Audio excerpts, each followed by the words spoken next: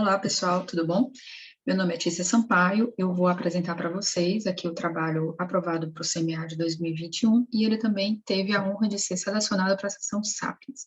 Eu sou uma das autoras, os demais autores é o Rubens Carlos Rodrigues, que é vinculado à Unifor, e o Alan Bandeira, que é vinculado à UFC. Nosso ensaio teórico ele foi intitulado de A Coexistência e Entraves do Compliance e Inovação no Processo de Gestão das Empresas. Nosso ensaio ele inicia abordando a natureza do processo de inovação. Tem determinismo natural que envolve esse processo. A questão desse indeterminismo é que ele gera um maior risco para as empresas e as sociedades que fazem uso desse processo inovativo, exatamente porque dentro do processo inovativo você não pode determinar com precisão os resultados e as consequências do processo em si.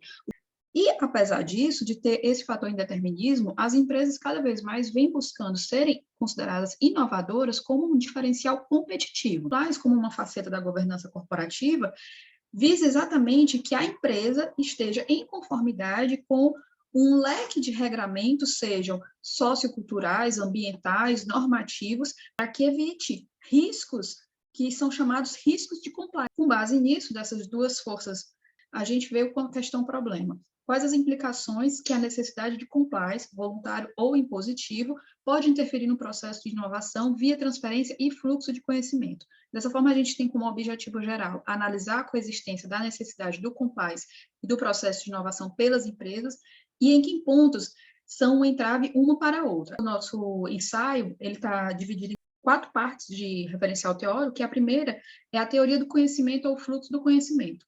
Segundo Setters, a gente tem primeiro os dados, ou seja, a gente tem uma realidade da qual ela é observada e transformada em dados. Esses dados, quando são analisados, são transformados em informação, e essa informação, quando ela é transmitida de um indivíduo para o outro, ela se transforma com o status de conhecimento.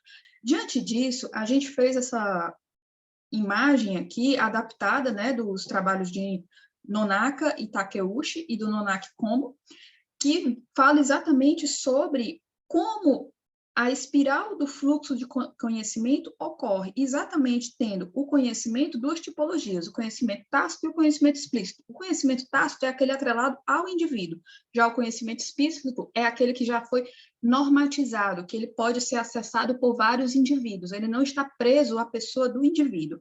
À medida que esse conhecimento tácito vai sendo transformado em explícito, ele entra numa espiral de evolução, onde ele perpassa do indivíduo para o grupo, para a organização e até interorganização.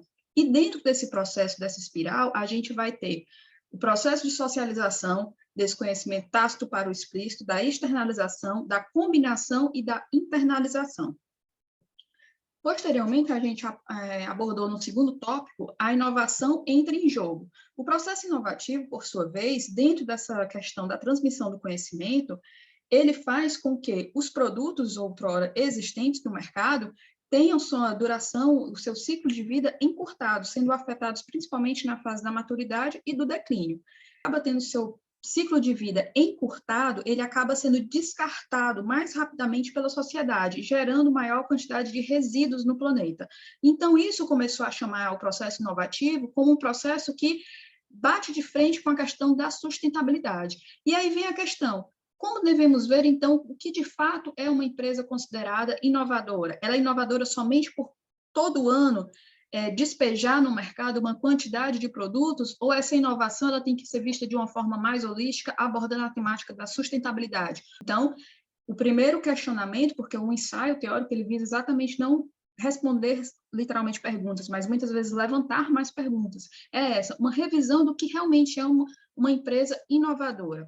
E o terceiro ponto é quando o complexo entra em jogo, né? O complexo como uma faceta da governança corporativa que visa exatamente fazer com que a empresa esteja em conformidade para a redução desse risco de compliance, ou seja, o risco da empresa fiscalizada e autoridade, um agente governamental aplicar uma sanção, uma multa financeira que vai lhe causar prejuízos. Entretanto, você se manter num nível de conformidade muito alto, mediante os regramentos, pode impactar no processo inovativo. O compliance ele se aparece aqui como um limitador, estabelecendo regras mínimas de conduta ética, moral, teóricas, jurídicas, que devem ser observadas pelas empresas durante, principalmente, e, inclusive, o processo de inovação. Acabam sendo normativos em que a empresa, à medida em que se vê tendo que seguir essas orientações, para estar em conformidade, ela pode ter que realizar várias adaptações no processo produtivo, no processo de descarte, no processo de desenvolvimento, para atender a esse rol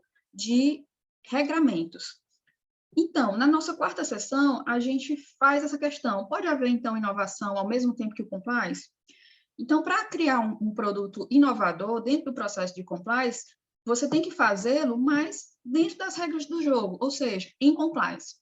Além disso, a gente conseguiu levantar algumas consequências do manter-se em conformidade, que para as empresas podem refletir no aumento dos custos envolvidos na fase de desenvolvimento, à medida em que você tem que seguir estas normas. E como consequências do não manter-se em conformidade, nós temos também os custos devido à realização do risco de compliance. Além disso, nós também conseguimos identificar fatores que desestimulam o compliance, num ambiente político e institucional instável, a falta de ferramental para a empresa poder se manter dentro da conformidade, ou seja, se não existe o ferramental, como é que eu vou poder me adequar ao que está sendo exigido? Disso a rigidez legal. A rigidez legal pode ser tanta que seja mais fácil a empresa ficar sobre o risco de compliance do que efetivamente realizar o custo de manter-se em compliance. Além disso, a gente conseguiu identificar os fatores que estimulam a inovação, o estímulo direto do governo, a valorização do conhecimento acadêmico e o enforcement trabalhista fraco. Como conclusão, a gente viu que o processo inovativo pode ser tanto agente da problemática como agente de solução da questão de temáticas da agenda ambiental, que a inovação e o compliance precisam coexistir dentro da empresa, ou seja, por mais que sejam forças opostas, são forças opostas necessárias existindo dentro da empresa. Que o compliance ele pode fornecer rigor e segurança ao processo de inovação, reduzindo, assim, os riscos de danos ambientais e facilitar, além disso, o acesso das empresas às pesquisas e protótipos acadêmicos, que geralmente seguem um rigor de compliance muito forte, por conta da sua fiscalização e de possuírem um trabalho prioritariamente e naturalmente técnico. Aliás, e além disso, também conseguimos como uma contribuição que o cenário atual mostrou para a gente que mesmo na coexistência do processo de inovação com o compliance, é preciso que o sistema de compliance ele seja flexível o suficiente para, num ambiente, num momento, num cenário excepcional, esse sistema seja flexibilizado para atender a necessidade de um processo inovativo, como ocorreu, por exemplo, na pandemia da Covid, que é a necessidade de encurtar o processo de desenvolvimento de vacinas e liberação dessas vacinas para serem aplicadas. Ou seja, as duas forças que inicialmente, no começo do ensaio, parecem opostas e que vão brigar por espaço, na realidade, elas se potencializam e podem se fortalecer, se unirem dentro de uma medida de um equilíbrio que tem que ser encontrado pelos gestores, assim como pelo governo. Eu agradeço a oportunidade e a atenção de todos. Até a próxima.